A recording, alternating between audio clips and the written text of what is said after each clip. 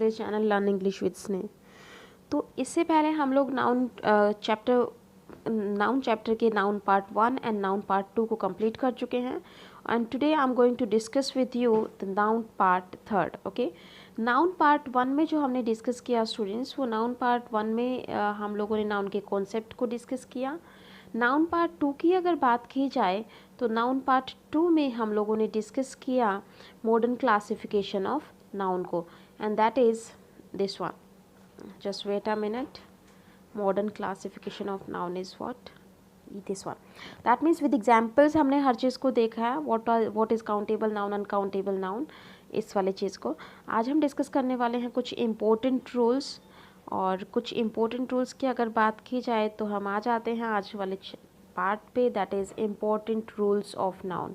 Okay, so important rules of noun में हमारा जो फर्स्ट रूल है that is all these nouns look like plural but use as singular and also take singular verb. मतलब कि अगर कभी भी हम बात करते हैं इस तरह के नाउन्स की, तो ये कुछ ऐसे नाउन्स हैं जो दिखते प्लूरल हैं बट इनका यूसेज हमेशा सिंगुलर होगा। दैट मीन्स इनके साथ जो क्रिया आप यूज़ करेंगे, वर्ब आप यूज़ करेंगे, वो सिंगुलर यूज़ होगी। तो चलो देखते हैं ऐसे कौन से नाउन्स हैं। और अगर यहाँ पे लिखा गया है कि look like plural, that means वो सभी नाउन्स जो दिखने में प्लूरल होंगे जिनके पीछे हमेशा एस और ईएस का हम यूज़ करते हैं। ओके, चलिए तो अब स्टार्ट करते हैं हमारा फर्स्ट केस से, that is subject and games. Subject and games में स्टूडेंट्स कुछ सब्जेक्ट्स हैं और कुछ गेम्स ऐसे हैं जिनके पीछे हमेशा वर्ड के पीछे आपको एस यूज्ड होगा, और यूज़ अगर बात की जाए तो उनके साथ हमेशा ही हम सिंगुलर वर्ब का यूज़ करेंगे। Like mathematics, civics, physics, economics, ethics, statistics, linguistics, all these are subjects. Okay, अगर बात करें यहाँ पे सिविक्स की, तो सिविक्स नागरिक शास्त्र को बोलते हैं, एथिक्स नीति शास्त्र को बोलते हैं, इकोनॉमिक्स आपके अर्थशास्त्र को बोला जाता है, स्टैटिस्टिक्स होता है सांख्यिकी। ओके, और लिंग्विस्टिक्स का जो मेन है that is study of different languages. Okay, जिसमें आप डिफरेंट लैंग्वेजेस की स्टडी करते हो, that kind of subject is known as linguistics. अब यहाँ पे दो गेम भी दिए गए हैं, that is billiards and chess. Okay, chess and billiards, ये दोनों गेम्स भी ऐसे गेम्स हैं जिनके पीछे एस का यूज़ होगा, बट ये सभी वर्ड्स जो मैंने आपके सामने रखे हैं सभी वर्ड्स सिंगुलर में यूज़ होंगे, मतलब सिंगुलर वर्ब का आप यूज़ करेंगे इनके साथ। नेक्स्ट आ जाइएगा डिसीज़ पे। ओके, डिसीज़ की अगर बात की जाए स्टूडेंट्स, तो डिसीज़ में आपके सामने है measles, mumps, rickets, shingles, diabetes, दाट्स, रेबीज़। ओके, ये कुछ ऐसे डिसीज़ हैं जो हमेशा एस पे एंड करती हैं।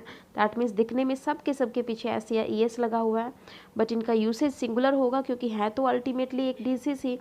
तो मीसल्स का मतलब होता है खसरा, जब बॉडी पे आपके छोटे छोटे दाने हो जाते हैं।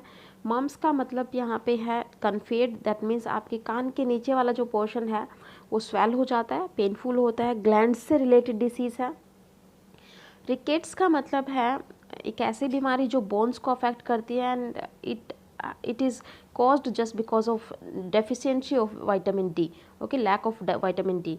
शिंगल्स जो है उसका मीनिंग है ये एक स्किन डिसीज़ है जो कि आपकी वेस्ट पे होती है, इन्फ्लेमेटरी पैचेस हो जाते हैं, लाइक कुछ जले हुए पैचेस आपको दिखेंगे, दैट्स कॉल्ड शिंगल्स। डायबिटीज़ आपको पता है, डार्ट्स आपको पता है, रेबीज़ भी डॉग के काटने से होती है। Okay, that's called rabies. अब आ जाइएगा कुछ बुक्स एंड ऑथर्स पे। ओके, तो बुक्स एंड ऑथर्स में कुछ ऐसी बुक्स या ऑथर्स हैं जिनके नाम के पीछे हमेशा एस का यूज़ होता है, और उन नेम्स में से आप एस को रिमूव नहीं कर सकते। दैट मीन्स वो सभी प्लूरल जैसे दिखेंगे बट होते सिंगुलर हैं। गुलिवर्स ट्रैवल्स की अगर हम बात करें तो हम छोटे थे तब हमने ये चैप्टर बुक पे पढ़ा हुआ है, और ये बुक थी गुलिवर्स ट्रैवल्स। तो ये नाम ऐसे ही रहेगा लेकिन वर्ब इसके साथ सिंगुलर रहेगी, like Arabian Nights, like 2 states, 3 musketeers, that means 3 बंदूकधारी। अब कुछ केसेस हैं अदर्स में आपका न्यूज़, आप पता ही है आपको, समाचार होते हैं। एथलेटिक्स और समन्स की अगर बात की जाए तो समन्स का मीन होता है कोर्ट का बुलावा पत्र, चाहे उसमें 2 चीज़ें होती हैं, या तो आप खुद प्रेजेंट हो कोर्ट में या फिर आप अपने लॉयर को प्रेजेंट करें। दोनों ही तरह से अगर कोर्ट आपको कुछ इन्फॉर्मेशन या कुछ मैसेज सेंड करता है घर पे, तो इस तरह के बुलावे को आप बोलते हैं समन्स। ये एक सिंगुलर वर्ड है, एस जरूर है लेकिन सिंगुलर वर्ड है। एथलेटिक्स आप कोई पर्टिकुलर स्पोर्ट के लिए यूज़ नहीं करते। एथलेटिक्स में वो सभी गेम्स आ जाएंगे, वो सभी स्पोर्ट्स आ जाते हैं जिसमें फिजिकल स्ट्रेंथ रिक्वायर्ड होता है, दैट्स कॉल्ड एथलेटिक्स। ओके, तो यहाँ तक समझ में आ गया होगा होपफुली। अब हम बात करते हैं कुछ एग्जाम्पल्स की जो इन्हीं पे बेस्ड हैं। चलिए, तो so the first sentence is one summon has come from the court. So students, in this sentence we have given one summon, exactly there should be singular. One अगर आपको दिया है तो यहाँ पे जो नाउन है वो भी सिंगुलर होना चाहिए। तो एक चीज़ तो आपको क्लियर हो गया है कि समन कोई वर्ड ही नहीं है, तो यहाँ पे जो एरर है वो क्या है, यहाँ पे समन्स होना चाहिए। ओके, तो क्लियर हो गया होगा आई थिंक। तो जो एरर था, there should be one summons. Next sentence पे चलते हैं स्टूडेंट्स। नेक्स्ट सेंटेंस में दिया two summons have come from the court. तो टू समन्स, अगर हम इस समन्स वर्ड को प्लूरल बनाएंगे तो समन्स नहीं रहेगा, समन्सिस बन जाएगा। तो यहाँ पे जो एरर है सेंटेंस में वो क्या होना चाहिए, समन्सिस। तो to summonses have come from the court. Okay, now come to the third sentence and our third sentence is no news is good news. Students, ये सेंटेंस बहुत अलग है, और ये no news is good news sentence तब से बना हुआ है जब बेसिकली पुराने टाइम पे क्या होता था कि न्यूज़ जो है वो हमें किस लेटर्स के थ्रू, पत्र के थ्रू मिलती थी। ओके, पोस्टेज से आती थी। उस टाइम पे व्हाट्सअप और ये सब तो होता नहीं था, सेलफोन्स वगैरह, तो पोस्टेज से हमें न्यूज़ मिलती थी। और न्यूज़ ज़्यादातर वही मिलती थी जो बैड न्यूज़ होती थी, कि किसी के घर में कुछ कोई एक्सपायर हो गया है या कोई कहीं सेना पे कुछ हो गया है, तो इस तरह की न्यूज़ हमें मिलती थी। तो उस टाइम पे बोला जाता था कि भाई अगर न्यूज़ नहीं आई है तो अच्छा है, जब तक कोई न्यूज़ नहीं आई है। तो ये सेंटेंस तब का बना हुआ है, no news is good news. अब यहाँ पे जो एरर की बात करते हैं तो लिखा है no news is good news. तो नो न्यूज़ सिंगुलर की बात है, सिंगुलर वर्ड है न्यूज़, तो इसके साथ वर्ब भी सिंगुलर आनी चाहिए। That means our sentence is already correct. Next अगर हम बात करते हैं नेक्स्ट सेंटेंस की, तो नेक्स्ट सेंटेंस आपके पास दिया गया है statistics is my favourite subject. तो यहाँ पे सांख्यिकी एक सब्जेक्ट की बात हो रही है, तो स्टैटिस्टिक्स को एज अ सब्जेक्ट लिया गया, और सब्जेक्ट की तरह अगर हम इसको यूज़ करेंगे तो यहाँ पे इज़ ही होना चाहिए। That means your sentence is already correct.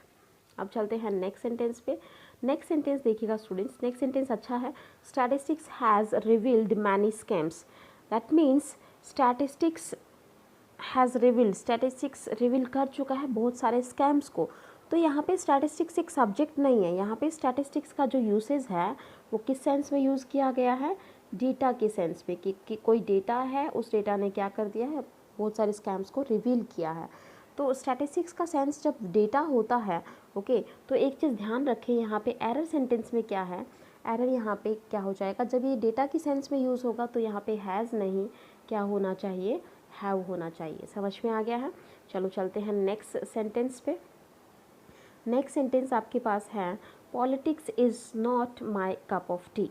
Okay, इसका मतलब ये है कि पॉलिटिक्स से मेरा कोई कहते हैं ना, पॉलिटिक्स से मेरा कोई इंटरेस्ट नहीं है।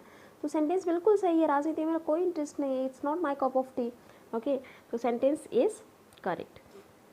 नेक्स्ट सेंटेंस पे चलते हैं बच्चों। Politics of Gandhi and Karl Marx is poles apart. Okay, यहाँ पे इस सेंटेंस का मतलब थोड़ा सा डिफरेंट है। अगर यहाँ पे हम बात करें पॉलिटिक्स की, तो पॉलिटिक्स वर्ड का मतलब यहाँ पे राजनीति नहीं है students. This word is used for opinions और आइडियाज़। ओके, यहाँ पे पॉलिटिक्स का जो मीनिंग है वो आइडियाज़ की सेंस में यूज़ हुआ है, कि गांधी जी के जो आइडियाज़ थे और कार्ल मार्क्स के जो आइडियाज़ थे वो एक दूसरे से बहुत अलग थे। ओके, वो इन दोनों के जो आइडियाज़ हैं वो एक दूसरे से बहुत अलग हैं। तो आइडियाज़ की बात कर रहे हैं ना हम यहाँ पे। पॉलिटिक्स का सेंस किस सेंस में आपने यूज़ किया है पॉलिटिक्स को, आइडियाज़ के सेंस में। और आइडियाज़ के सेंस में जब भी पॉलिटिक्स को यूज़ करते हैं तो ये प्लूरल बन जाता है, और प्लूरल अगर होगा तो यहाँ पे जो एरर है वो क्या है, इज़ नहीं होना चाहिए, there should be are poles apart. Poles apart का मतलब एक दूसरे से बहुत दूर दूर हैं, बहुत अलग हैं।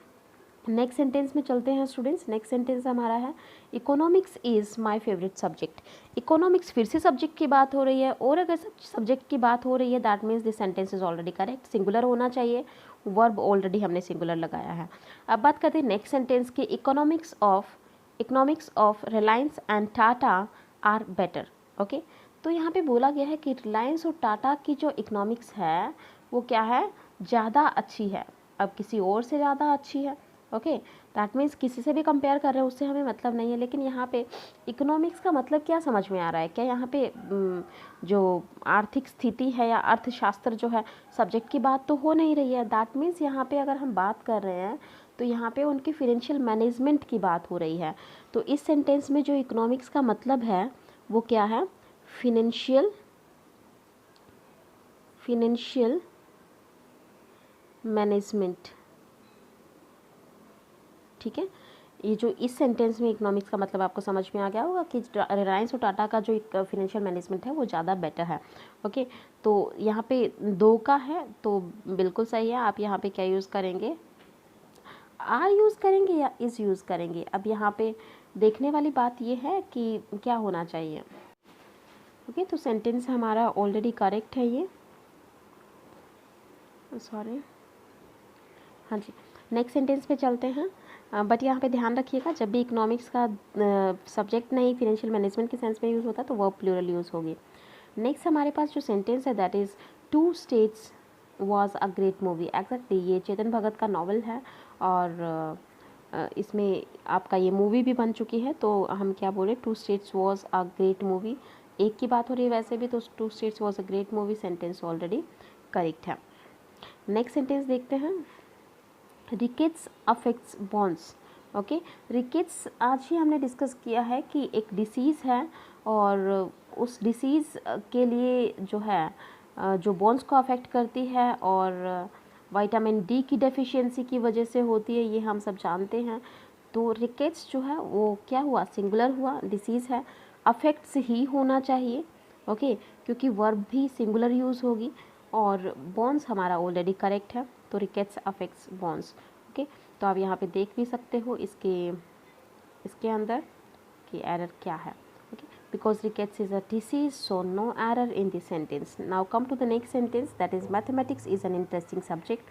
आई already discuss this sentence with you. Mathematics अगर सब्जेक्ट की तरह से यूज़ हो रहा है तो सेंटेंस ऑलरेडी करेक्ट है, कोई एरर नहीं है।